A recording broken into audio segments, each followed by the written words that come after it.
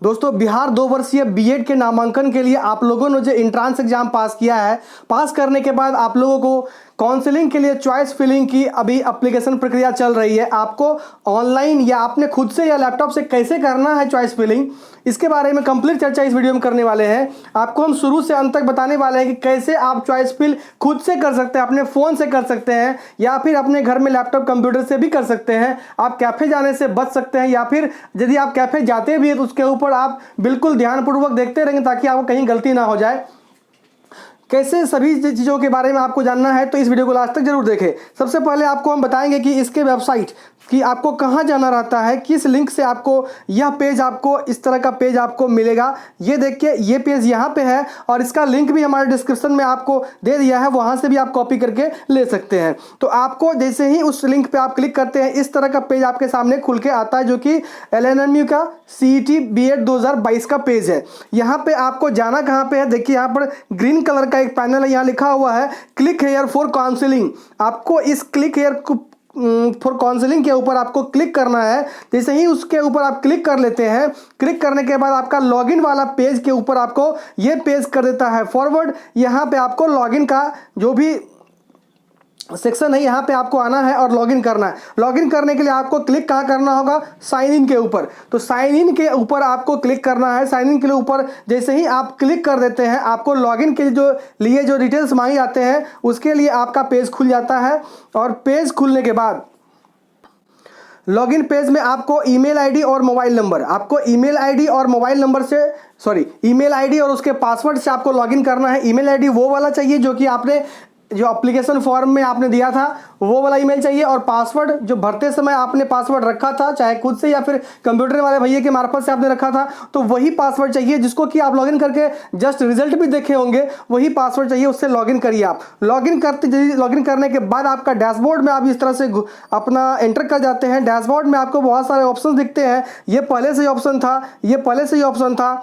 आपका ये वाला जो ऑप्शन है ये नया है, ये नया है, ये और ये नया, ये तो रिजल्ट के समय आपने देखा ही होगा। तो आपको जाना कहाँ है, आपको इस ऑप्शन पे जाना है, registration for choice filling and preference of college. आपको यहाँ पे सबसे पहले क्लिक करना होगा। जैसे ही इसके ऊपर आप क्लिक कर लेते हैं, आपका इस तरह का पेज खुलता है जहाँ की आपको आपका एप्लीकेशन आईडी, कौन सा कोर्स है वो, कितना मार्क्स ऑब्टेन किए हैं वो, रैंक कितना आपका आया वो दिखेगा। यहाँ पे आपको ऐड वाले ऑप्शन पे आपको सीधे क्लिक कर लेना रहता है। आपको यहाँ पे ऐड वाले ऑप्शन पे जैसे ही आप क्लिक करते हैं, आपका जो चॉइस फिलिंग वाला पेज है यहाँ पे आपका खुल जाता है, जहाँ से कि आपको यूनिवर्सिटी चुनना है और उसी यूनिवर्सिटी का कॉलेज आपको यहाँ से चुनकर आपको ऐड पे क्लिक करना होता है। कैसे चुनना है ये हम दिखाते हैं। देखिए, सबसे पहले आपको जैसे इस पे क्लिक करते हैं तो जितने भी यूनिवर्सिटीज़ हैं हमारे बिहार में, सभी यूनिवर्सिटी का यहाँ पर लिस्ट है। आपको जिस यूनिवर्सिटी का कॉलेज लेना है,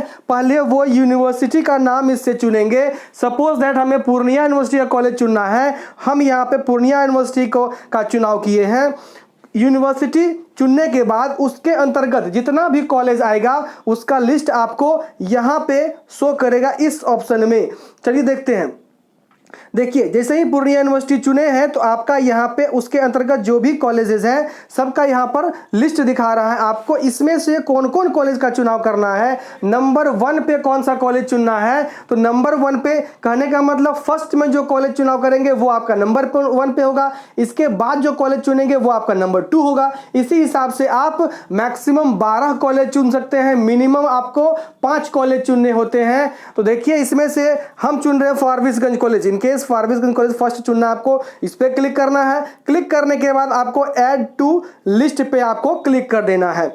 क्लिक करने के बाद आपको फिर से यदि चाहे इसी यूनिवर्सिटी का आपको चुनना है तो सेकंड नंबर भी चुनिए, नहीं यदि आपको दूसरे यूनिवर्सिटी से चुनना है तो यहाँ आकर के फिर उस यूनिवर्सिटी को चुनिए। फिर उसके अंतर्गत जो भी कॉलेज आएगा वो आपको यहाँ पर दिखेगा, यहाँ से उसको आप चुन सकते हैं। तो इस कॉलेज को चुनने के बाद आपको क्लिक कर देना है ऐड टू लिस्ट पे। जैसे ही आपको यहाँ पर ऐड टू लिस्ट पे क्लिक कर देते हैं, यहाँ पर आपका कॉलेज का लिस्ट जारी हो जाता है। देखिए, एक बार क्लिक करिएगा तो एक ठो लिस्ट आएगा।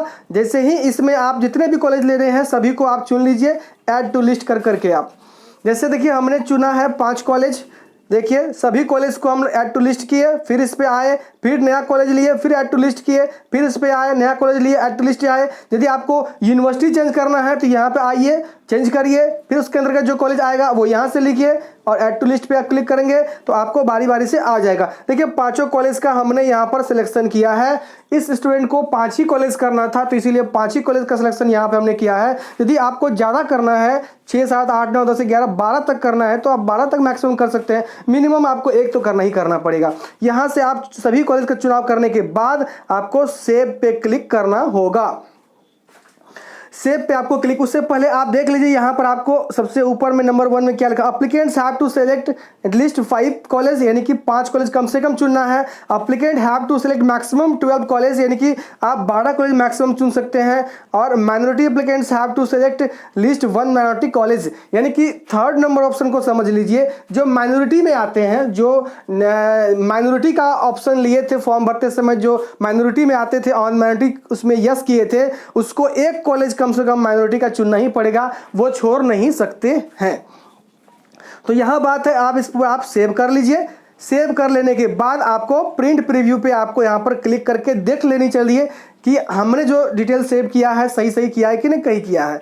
तो प्रिंट प्रीव्यू पे क्लिक किए, क्लिक करने के बाद आपको इस तरह का आपको प्रीव्यू दिखने के लिए मिल जाता है। बहुत लोग सोचते हैं कि हो गया हमारा काम तमाम, यहीं पर पेमेंट लगा नहीं, इसको प्रिंट करके रख लेते हैं, लेकिन नहीं, अभी ये सिर्फ प्रीव्यू है। इसको आप सिर्फ देख लीजिए, समझ लीजिए। फिर इसके ऊपर यहाँ पर बैक है, बैक वाले ऑप्शन पे आप आ जाएंगे तो आपको फिर से इसी पेज पर आ जाएगा।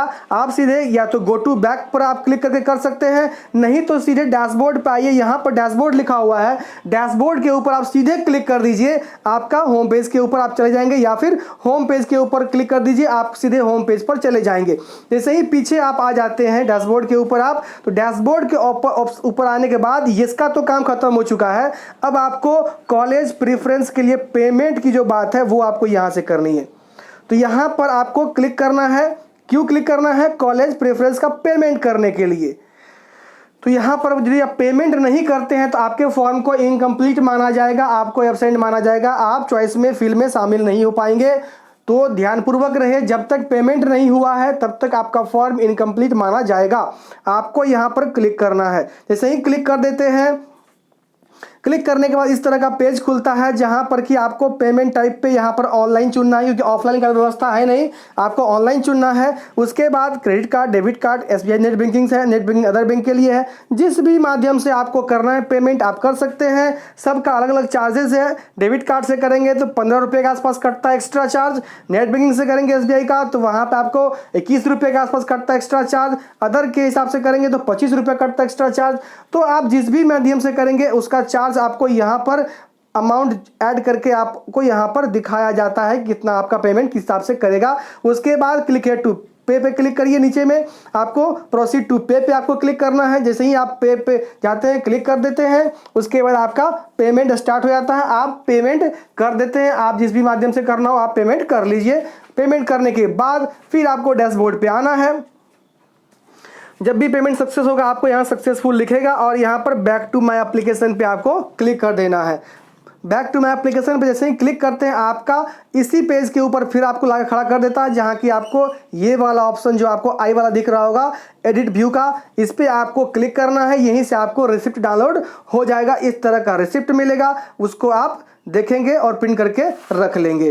दोस्तों आशा करता हूं कि ये वीडियो आपके लिए लाभदायक हुआ है। यदि वीडियो लाभदायक हुआ है, काउंसलिंग आप खुद से कर सकते हैं तो करिए, और यदि आपको कुछ दिक्कतें आती हैं तो मुझे कमेंट के माध्यम से पूछिए, हम आपको बताते चलेंगे।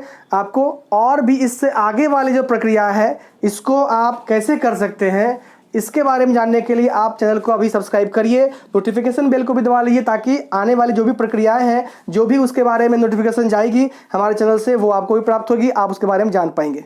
धन्यवाद।